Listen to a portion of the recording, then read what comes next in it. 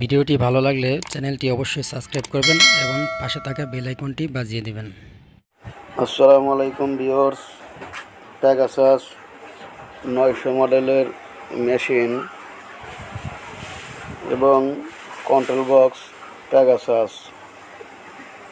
এই মডেলের কন্ট্রোল বক্সে কিভাবে স্পিড লক করবেন সেই বিষয়ে আজ আপনাদেরকে দেখিয়ে দিব।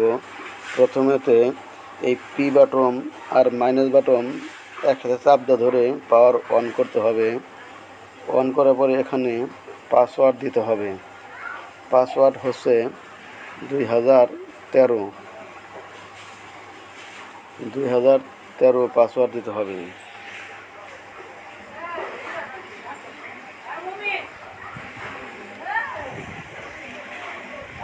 দেখেন 2013 পাসওয়ার্ড দেওয়ার পরে এই মাঝখানে ওকে বাটন চাপ দেওয়ার পরে এই প্লাস বাটন চাপ দিতে হবে।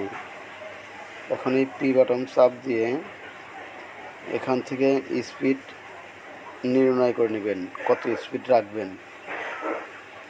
আমি এখানে 5400 রাখবো। দেখেন 5400 রাখার পরে এই ওকে বাটন চাপ দিবেন, তাহলে পাসওয়ার্ড সেভ হয়ে যাবে।